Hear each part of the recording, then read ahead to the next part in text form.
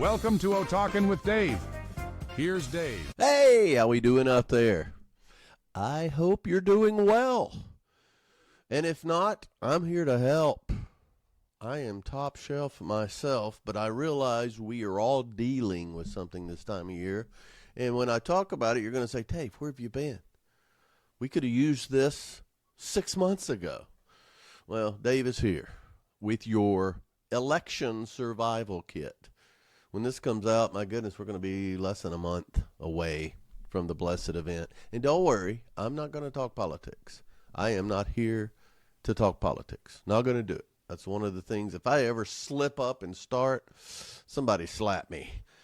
We got to get through this crazy time of bickering and lying and cheating and stealing by both sides. And it's not just the national stuff. It's not just president. In Vegas, I know what's happening everywhere, but in Vegas, man, it's getting so bad. It's down to, forget the issues. You're a pedophile. Well, you're a slut. You know, it's getting that bad here. And so there's things we need to do to keep our sanity and survive this. So we're going to talk about, okay, what are some ways we can get through it up to the election and then afterwards. What if we win? What if we lose? What if we've got people hanging around afterwards that are driving you crazy? Well, all right. A lot of these suggestions will work with any traumatizing situation or rough spot you go through. It's especially necessary this time of year. Every election, they say it's the most important election of our lifetime. Well, it may be true. I don't know. I'm not getting into politics. I am getting into remaining productive during these difficult times. I look at several of the I love quotes, man. I love them. I know I've heard people who depend on quotes to motivate you are a little lacking in intelligence. Alrighty, that's me then, because I like them. And occasionally you run across some gems. So when you talk about voting or politics, I ran across this one. I think maybe a little bit ironic, don't you think? The ballot is stronger than the bullet. You know who said that? Abraham Lincoln. Come on, Abe. I think you may want to recant that one a little bit. Other than that, Miss Lincoln, how was the play? Ironic. The price of apathy toward public affairs is to be ruled by evil men. Some people could say evil men, evil women exist on both sides. In politics, it's a nasty game. It's like wrestling with the pig. Some people think it's fun, but you're going to get dirty. You're going to get dirty. A nation of sheep will beget a government of wolves. Anything with beget is probably old. Edward R. Murrow said that. Bad officials are elected by good citizens who do not vote. So the only political statement I'm going to make is pick a side, vote your conscience, and we'll deal with the aftermath. I doubt if very many people are still not sure over who they're going to vote for. Those truly independents are undecided. Well, you're probably undecided on a lot of things. But it's, get involved. We've got to get through this onslaught of ads. Who's going to clean up all these posters everywhere is what I want to know. And it takes a while. It just drives you crazy. But there's ways to cope, and I'm going to share some with you. How about that? We can all benefit from these, not just in this difficult time, but in times when things are causing additional stress, worry, and distraction. SWDs. Yep, that's what I do. Let's be productive during this time. But one way to cope is you've got to set boundaries. And I'm talking about with yourself. These are things you can do. Set boundaries as far as how much media are you going to take in. Some would even call it'd be good to do a media fast. Because it's nonstop. They say it's a 24-hour news cycle. I think it's about an hour news cycle repeated 24 times just beat you over the head. I think we could all do with a little media fast. And I like that word. Yeah, because if you've decided, why do you got to keep looking? I get it though. I get the temptation. Also, if you are going to delve into some of this, the second thing would be watch your feed. What are you getting? Don't just go from one side. Take a look at all sides, because you can get totally brainwashed by one side no matter what that side is. So take your time. If you want to fact check, if you're really into this stuff, if this is your thing, that's great. But again, make sure you look at it from all different sides. Yeah, that way you can balance how positive or negative, and you can control your emotions around that. And if you can find a neutral feed, I don't know if they exist anymore, dig into that rather than going to one that's, on one side or the other. Also, don't get into political debates on social media. It's going to spin you in a downward spiral. You can't win them. A lot of times you're arguing with a bot anyway. It's not even a person. But then what you're also doing is you're opening your thoughts up to all of your friends on social media, all of their friends that could see it, and then all the outside forces that can gang up on you, bully you, do whatever. And at that point, you can't win. And even if you do, you're all stirred up. So I really believe in a social media fast. I'll tell you right now, I guess I would be on death row when it comes to Facebook. I've been in jail so many times. I'm off. I haven't been on it in a couple of weeks. And I'm not going to go on a rant against the Facebook and Mr. Gutenberg or whatever his name is. Yeah, you see what I post. It's very tame. But when I say something they don't like, they put me in jail. So I am off Facebook. I'm on Instagram and Twitter and YouTube and all the others. And I have found it, honestly, to be, it's nice. It's just another platform I don't have to deal with. And who knows, maybe sometime I maybe get off completely. Kira's trying to help me with my social media presence so I don't have to delve in as much. But please avoid political debates on social media. And when you do these media fasts, or you clear a bucket of time by getting off of some of the social media during your media fast, what are you going to do with that time? All right, well, fill it with some good stuff. Just time to relax, time to do other things. I love to get a cup of coffee in the morning and go out back. And a lot of times I would do the scrolling. It's nice to sit there and not do that. And you can do anything for a month. But I seem to start my day a little more upbeat. People are nice to me for the most part, but I have a sarcastic nature. And I'm thinking, it'd be great to say this. Or, I wish somebody would say that. Come on, Dave, grow up. That's not the way to do it. So focus on what calms you down. Pilates, a walk in nature, something like that. Fill that time, that pocket of time with something useful. And another thing to get through this desperate time that we're in, have constructive conversations. Watch out for it. Guard your conversations and make them constructive. If you must discuss politics, all right, just make sure it's constructive, respectful. I don't know that you're going to be able to avoid it because people are going to bring it up.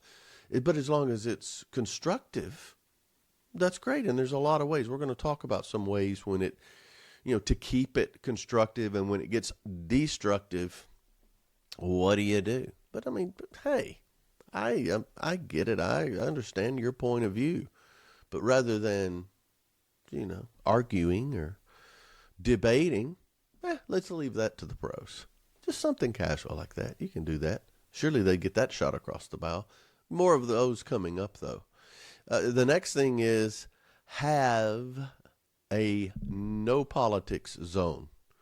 I have done this many times in the past. The garage was a no politics zone.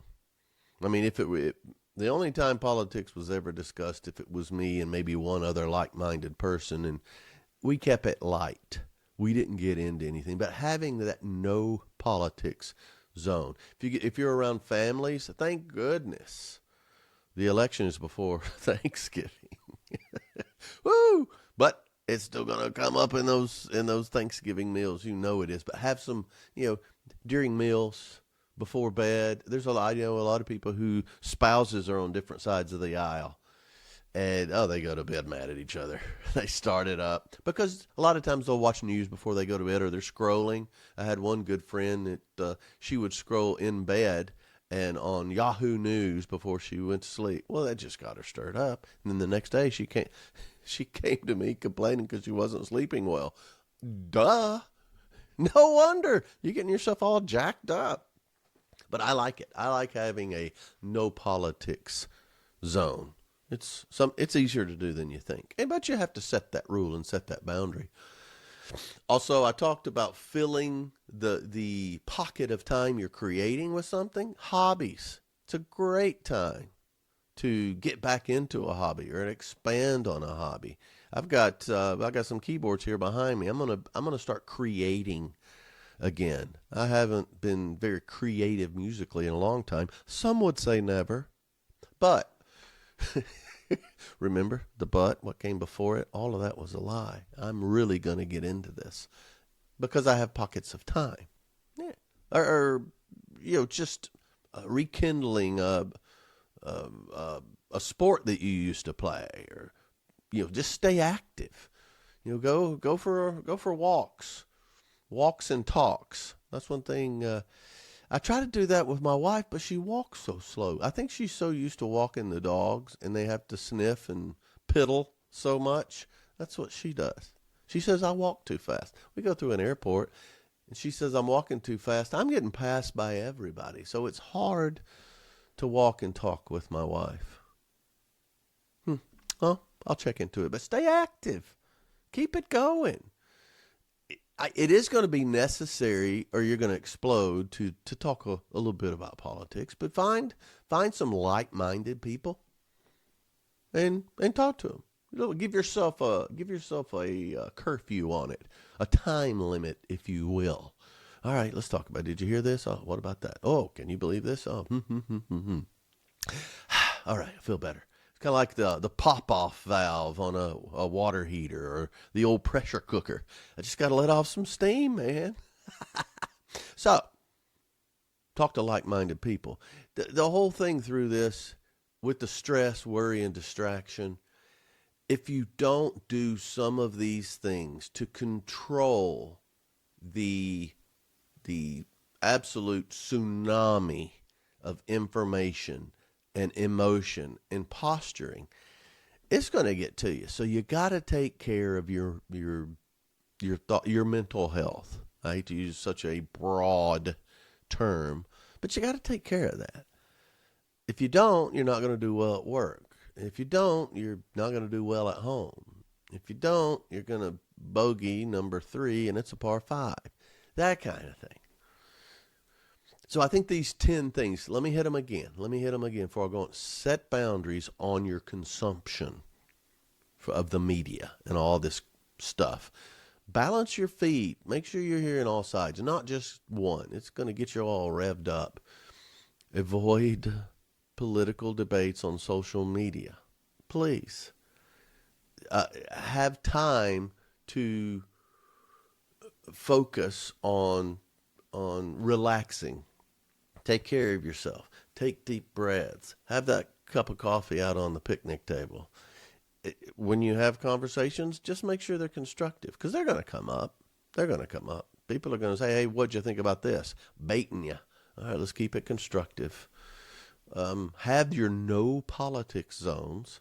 Refocus on your hobbies and interests. Stay active. Talk to like-minded people. And just take care of your mental health and your mood and your attitude, because it can go sideways quick. It can go. That's a good Southern word. Now, the election's over. Oh, isn't that great? Whew. It's been battling, man. It's been going on for 4 years.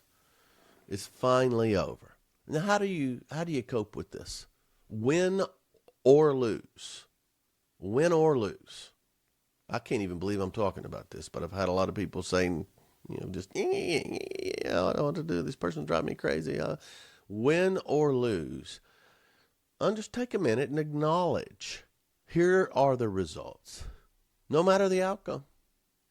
All right? But let me take a minute and feel upset or feel happy or feel frustrated or disappointed, whatever those are. Just allow yourself a minute to take it in. This can be a private moment to just analyze the fact of what happened and acknowledge how you feel about it. This is beating back the whole phase of denial. Accept it. Take some time. Then, no matter what it is, you got to focus on the long term, especially with political stuff. It's all cyclical. If you won, all right, let's not get too cocky, because it always goes back the other way. It doesn't last that long. If you lost, don't get too down and thinking, oh, we're all screwed. It always comes around. It's cyclical. You can look back as far as we've been around. When has one party been in power for 20 years? Hasn't happened. When has one party had the House and the Senate for 20 years? It hasn't happened. And so there's that system of checks and balances. And I know people don't want to trust the system, but to some degree, it's made for this kind of stuff. So focus on the long term. Engage in positive action. There's a lot of times it's the local stuff that really impacts you. I mean, yeah, the national stuff does too. But if you're excited about your side winning and you want to get involved, that's great. The opposite is also true. All right, I didn't come out on top this time, but what can I do? What can I do locally? The things that affect us around here. And I'm not saying get into politics. If you want to get into politics, I think you need to talk to somebody first. I don't know that we can be friends, but engage in positive activities. I think one thing that I'm going to do is, the next one would be, take a social media break. Can you imagine what it's going to be like? Can you imagine what it's going to be like? As crazy as it is now, everything is going to blow up, starting on election day and then keep going. I think we should all take a social media break for a while. And I don't know to what degree that is. Take completely off of it, or watch but don't post. It's going to be rough. I'll tell you that. That's a social media detox to get through this. I like it. Also, no matter if you lose, just think about it. Okay, all right, yeah, my side lost.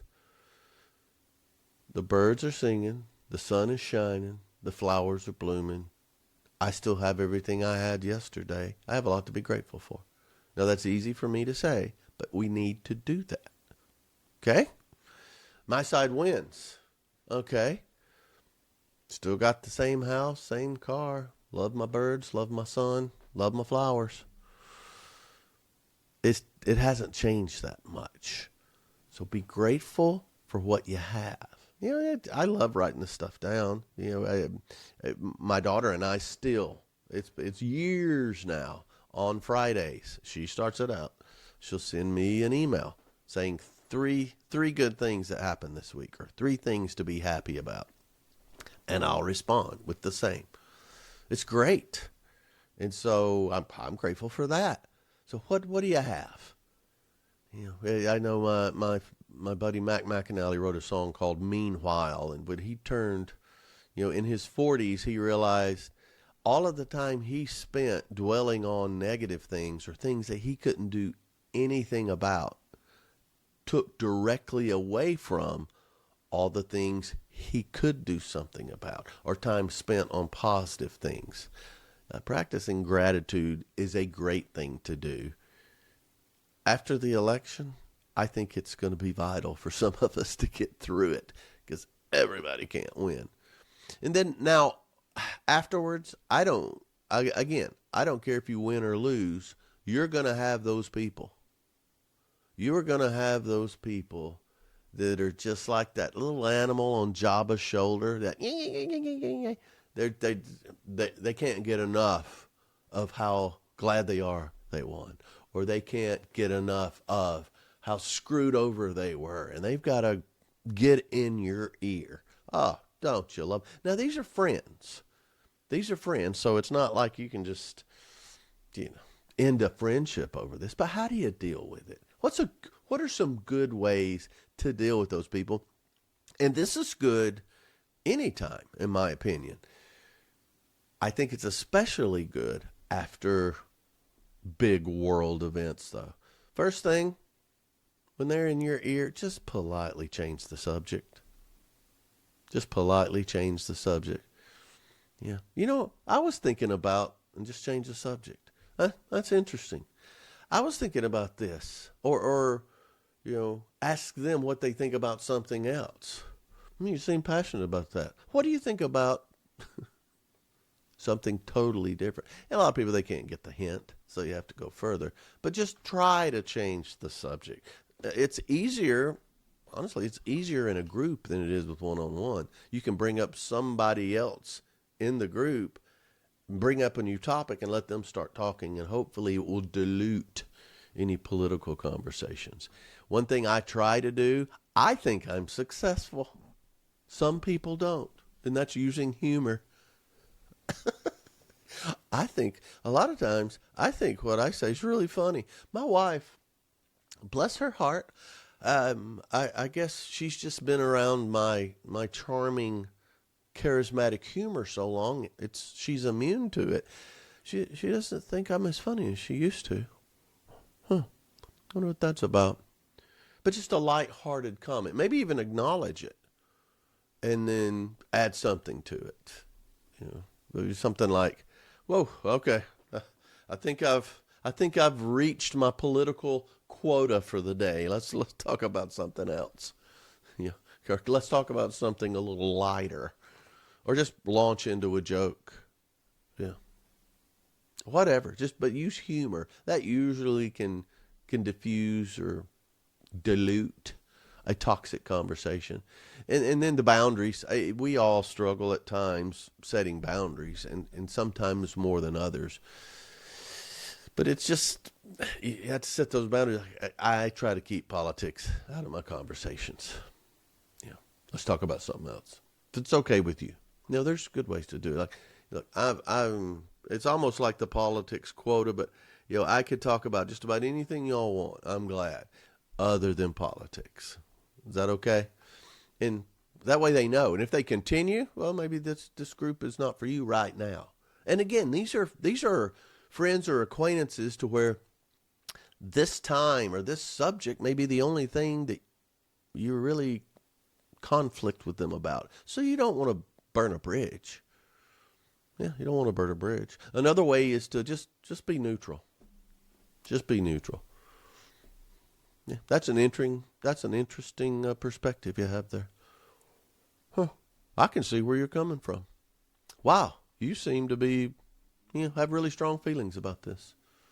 But you're not commenting either way. A lot of times it's just to keep things going, so you can push it a different direction or lead them to a more palatable conversation.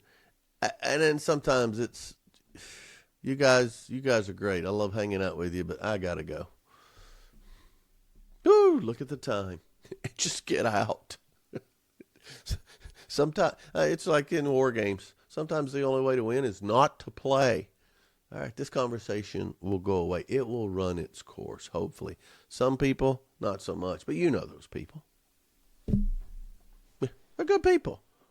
I love it when people are passionate about what they believe in. I think it's fantastic. It's a lot better than that old, just somebody sits back and complains all the time about everything. That's too easy. That's lazy. That is absolutely lazy. So let's talk about it. You win. Your side wins. How do you handle it? How do you manage that situation? I find that positive people handle a loss much better than negative people, which just makes sense.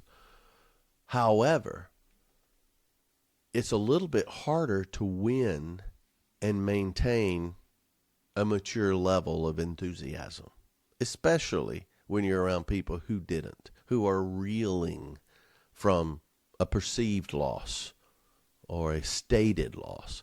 So 5 things. When you win, remember this. I guess when you win anything, be humble. Be humble and acknowledge the other side. I know you felt strongly about this and you put a ton of work into it. You put a lot of thought. I respect your passion. And I know it's tough on you. There you go. You won. You can hold in your heart that victory, but have some empathy and be humble, because there will come a time when you're going to be on the other side. I promise you. And then also give the people around you who didn't win, give them some space. They got to process it too, especially with the crazy energized environment that we're in, and there's so much contradiction afterwards and disputes and all of these things. Give them some space. Allow them to process their emotions. Maybe even help them with some of the things we said earlier. It's cyclical. It's all going to work out. Whatever. I mean, it's not your job to make them feel better, but give them some space. Give them some space. And stay supportive. I mean, you don't have to support contrary views. You can support their enthusiasm, their energy. I know it didn't go your way this time, but I know that your hard work will not go without bearing fruit. Hard work always pays off. And there's always a next time. When you lose and you tell me there's always a next time, I'm not going to take it well. I'm not. Stay supportive. Don't rub it in. Now, you have some friends where you're probably going to rub it in. Don't rub it in. Stay supportive. Be a good winner. Then redirect the focus. You don't have to talk about this all the time. Let's go. We've been talking. When's the last time we played golf? Let's pick. What about next weekend? Yeah. Have you tried that new restaurant? Oh, it's fantastic. The view, the food is great. Got TVs everywhere. Let's go watch a game. How about that? You're redirecting it. This is your friend, acquaintance, something. Redirect it to something else, please. And then you can acknowledge feelings without negativity. You don't even have to bring up the loss. You can just see, somebody's hurting. All right, I get it. I know you're upset. Completely understandable. All right. Look, we got to deal with it, and then let's move on to something else without being negative. That's almost like the first one. Give them space. Some people, it takes more space. It takes more time. You don't want to put your friendship or your relationship on hold. You don't want to do that. So support the person without being negative. I think that those are good. Let me hit them again. Be humble. Give them space. Stay supportive and positive.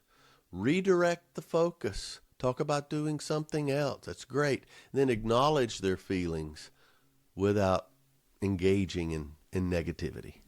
You need some cheering up. You may be able to do it. You may not. All of that is important. And I think, the humble support of this, they know you. So the challenge in some of this is going to be the sincerity. And so looking deep within yourself, truly putting yourself in their shoes, which is tough.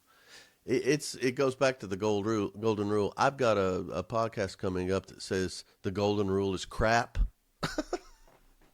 Oh yeah, that's some of these podcasts I couldn't do while my mom was alive. So anyway, the golden rule is treat somebody, like you want to be treated. In this case, I believe it's true. All right, what if the other side won? Some people you expect to pile on, and you're ready for it. And that's the jousting. And I love those relationships where if you're not giving me the business, I'm thinking, what's wrong here? If we're not hacking on each other. There are times for that, and there are times that are not. And I think the politics of our day is so revved up and gets lost in morality and right and wrong. We just want to win. We want our side to win. We want your side to lose. I'm not voting because I like this guy. I'm voting because I hate your guy. That's toxic. And I believe it's by design.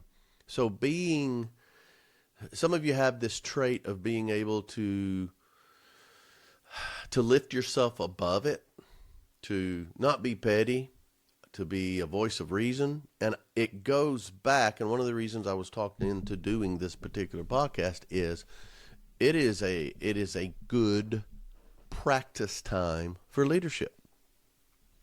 The voice of reason, being the calm guy in the room or gal, it's very important. They say sports builds character. I don't believe it. I think sports reveals character or a lack of it. And then over time, you can build some resilience and strength under pressure and all of that.